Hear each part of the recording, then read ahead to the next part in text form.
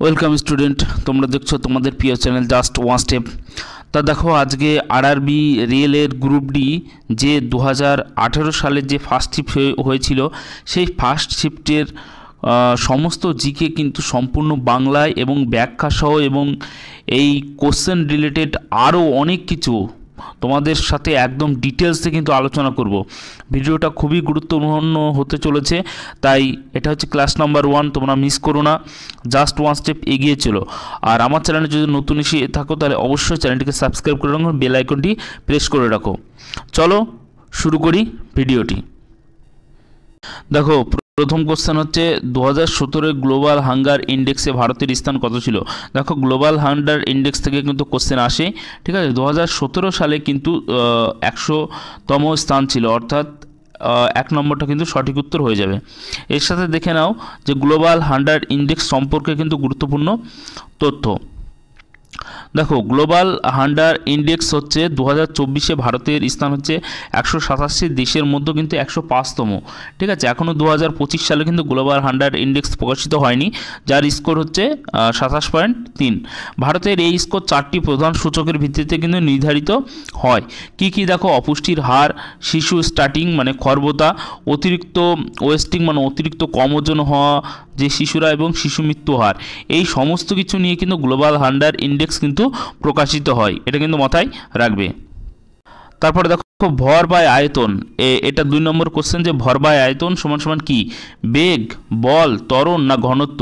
তাহলে উত্তর হয়ে যাবে যে ভর বাই আয়তন হচ্ছে ঘনত্ব।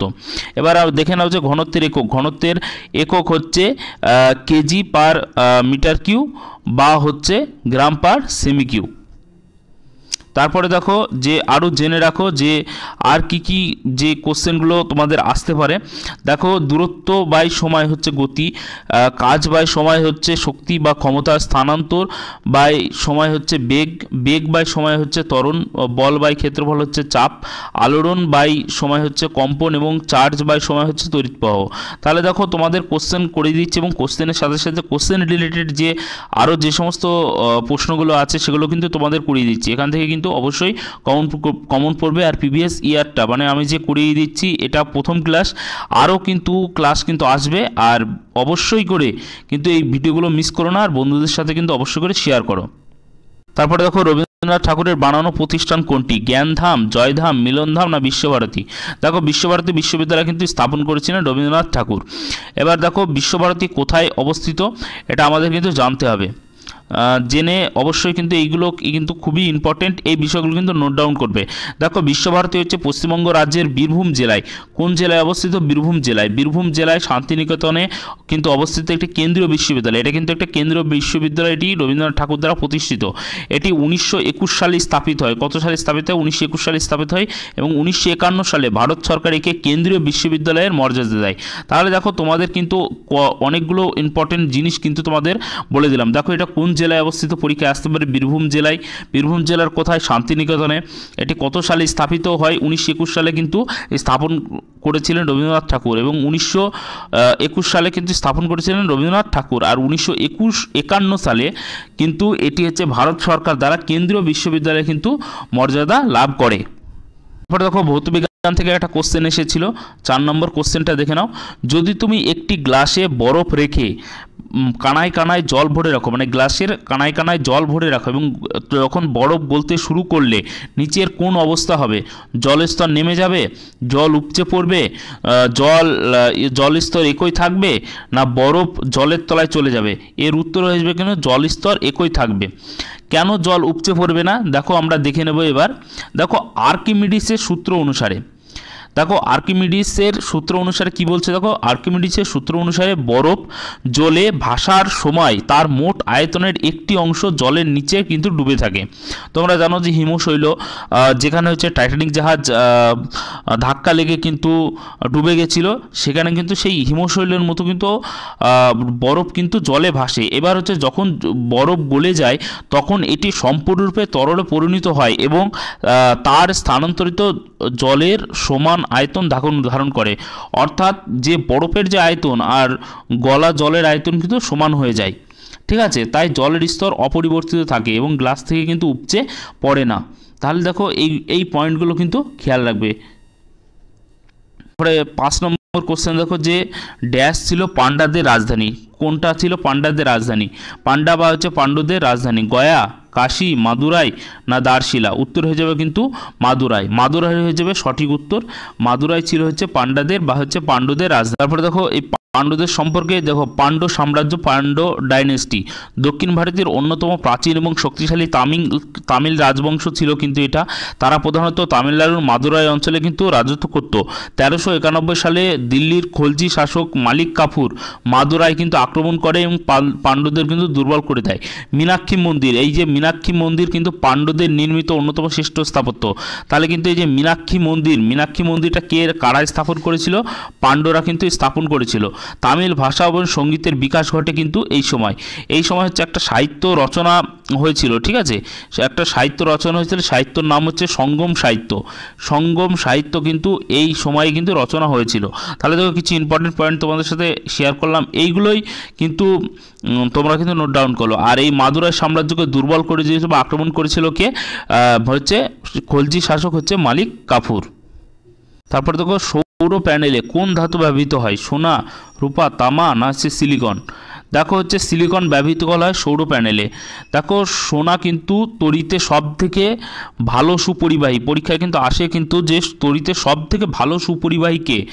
তোমাদের কিন্তু যদি সোনা অপশনে থাকে তাহলে সোনা হয়ে যাবে, সোনা অপশনে যদি না থাকে তখন হয়ে যাবে কিন্তু উত্তর হচ্ছে রূপা। তড়িতে সব থেকে বেশি সুপরিবাহী হচ্ছে কিন্তু সোনা, এটা কিন্তু অবশ্যই কিন্তু খেয়াল রাখবে। কিন্তু সৌর প্যানেলে কোন ধাতু ব্যবহৃত হয়? সিলিকন কিন্তু ব্যবহৃত হয় সৌর ধাতু হিসাবে। তারপরে দেখো 7 নম্বর কোশ্চেন দেখে নাও যে কোনটি রাসায়নিক পরিবর্তনের উদাহরণ নয় বলেছে। এই জিনিসগুলো খুব মানে এই যে নয় শব্দটা, ঠিক আছে, এই কোশ্চেনগুলো কিন্তু খুবই ভালো করে নোট ডাউন করে পড়তে হয়। কারণ কি বলতো, টোটাল কোশ্চেনটা ঠিক আছে কিন্তু লাস্টে বলে দেবে নয়, কিন্তু আমরা হচ্ছে বলে অ্যান্সার করে দেবো কিন্তু অ্যান্সারটা ভুল হয়ে যাবে। তারপরে দেখো যে হচ্ছে জলের কোনটা তাহলে পরিবর্তন নয়? জলীয় বাষ্পে রূপান্তর, দুধ থেকে দই, লোহার মরিচা এবং দেহে খাদ্য হজম। তাহলে অবশ্যই এর উত্তর হয়ে যাবে জলের বাষ্পীভবনের রূপান্তর, অর্থাৎ এটা রাসায়নিক পরিবর্তন নয়। এবার আমরা দেখলাম যে রাসায়নিক পরিবর্তন কাকে বলে। দেখো রাসায়নিক পরিবর্তন সেইগুলোকেই বলে যে পরিবর্তনের ফলে কোনো পদার্থের গঠন ও রাসায়নিক বৈশিষ্ট্য স্থায়ীভাবে পরিবর্তিত হয় এবং নতুন পদার্থ সৃষ্টি হয়, তাকে রাসায়নিক পরিবর্তন বা কেমিক্যাল চেঞ্জ বলে। এই পরিবর্তন সাধারণত অপরিবর্তনীয় এবং এটি উল্টো প্রক্রিয়ায় ফিরিয়ে আনা সম্ভব হয় না। রাসায়নিক পরিবর্তন সেটা মানে একটা জিনিস থেকে অন্য জিনিসে পরিবর্তিত হয়ে যায় কিন্তু আগে পুনরায় সেই জিনিসে ফিরিয়ে আনা সম্ভব নয়। যেরকম কাগজ পোড়ানো, কাগজকে পুড়িয়ে ছাই করা যায় কিন্তু ছাই থেকে আবার যে পুনরায় যে কাগজ করা যাবে সেই কাগজ সেটা কিন্তু সম্ভব নয়। লোহায় মরিচা ধরা, দুধ টক হয়ে যাওয়া, আর হচ্ছে চিনি হচ্ছে ক্যারামেল হওয়া, এগুলো কিন্তু এর উদাহরণ। আর একটা উদাহরণ হচ্ছে আঙুর থেকে মদ তৈরি হয়। যেরকম দেখো আঙুর থেকে মদ তৈরি করা যায় কিন্তু মদ থেকে কিন্তু পুনরায় কিন্তু আবার আঙুর তৈরি করা যায় না, এটা হচ্ছে রাসায়নিক পরিবর্তন। আর ভৌত পরিবর্তন হচ্ছে যে একটা জিনিস থেকে কিন্তু আবার সেই জিনিসকে পরিবর্তিত করা যায়। যেরকম বরফ থেকে জল হয়, আবার জল থেকে কিন্তু জল জমে কিন্তু বরফ আবার ফিরিয়ে আনা যায়। পরে দেখো যে 8 নম্বর কোশ্চেন, 2017 সালে কাকে হৃদয়নাথ মঙ্গেশকর পুরস্কার দেওয়া হয়েছিল, মানে 2017 সালে। তাহলে দেখো 2018 সালে কোশ্চেন, 2017 সালটা কিন্তু ভালো করে পড়ে যেতে হবে, ঠিক আছে। সেহেতু আরআরবি গ্রুপ ডির কিন্তু 2024 সালের কারেন্ট অ্যাফেয়ার্স কিন্তু খুব ভালো করে পড়ে যেতে হবে। তাহলে দেখো এটা উত্তর কি আশা ভোসলে, মিনা রাজ্জাক না জাভেদ আখতার না সুনি সিং লোদি? উত্তর হয়ে যাবে জাভেদ আখতার। কিন্তু 2017 সালে হৃদয়নাথ মঙ্গেশকর অ্যাওয়ার্ড পেয়েছিলেন কিন্তু জাভেদ আখতার। এবার আমরা দেখে নেব যে হৃদয়নাথ মঙ্গেশকর অ্যাওয়ার্ড সম্পর্কে আরও কিছু ইম্পর্টেন্ট হচ্ছে তথ্য। দেখো হৃদয়নাথ মঙ্গেশকর পুরস্কার কত সালে চালু হয়েছিল? 2011 সালে কিন্তু প্রতিষ্ঠিত হয়, মানে 2011 সালে চালু হয়। 2015 সালে কে পেয়েছিল? 2015 সালে পেয়েছিল সঙ্গীত পরিচালক এ.আর. রহমান, খুবই ইম্পর্টেন্ট, পরীক্ষায় আসতে পারে। এবং 2016 সালে পেয়েছিল বিশ্বনাথন আনন্দ, প্রথম ক্রীড়াবিদ হিসাবে এই পুরস্কার লাভ করেন। 2016 সালে বিশ্বনাথন আনন্দ পেয়েছিলেন, ঠিক আছে। এবং 2024 সালে কে পেয়েছে? বিশিষ্ট অভিনেতা হচ্ছে অমিতাভ বচ্চন কিন্তু এই পুরস্কার প্রদান মানে পেয়েছেন। তারপরে দেখো নয় নম্বর কোশ্চেন যে রক্তনালীর লাল যোগ কলা কোনটি? আরবিসি, ডব্লিউবিসি, প্লাজমা না রক্ত? রক্ত। রক্ত হচ্ছে কিন্তু তরল যোগ কলা, অর্থাৎ মানবদেহের তরল যোগ কলার নাম হচ্ছে রক্ত। রক্ত হলো এক ধরনের তরল সংযোগকারী টিস্যু, ঠিক আছে, যা শরীরের বিভিন্ন অংশে অক্সিজেন, পুষ্টি, হরমোন এবং অন্যান্য উপাদান পরিবহন করে এবং বজ্র অপসারণে সাহায্য করে। এটি কি করে? শরীরের রক্ষাকর্তা ব্যবস্থাকে গুরুত্বপূর্ণ ভূমিকা কিন্তু পালন করে।